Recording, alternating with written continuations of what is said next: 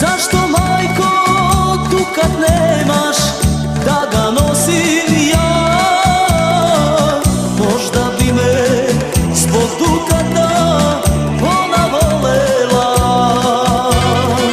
možda bi me zbog dukata ona volela. Čime sreću ja da kupim od sudbine zle,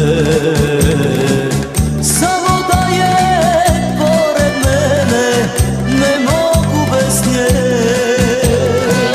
Čime sreću ja da kupim od sudbine zle.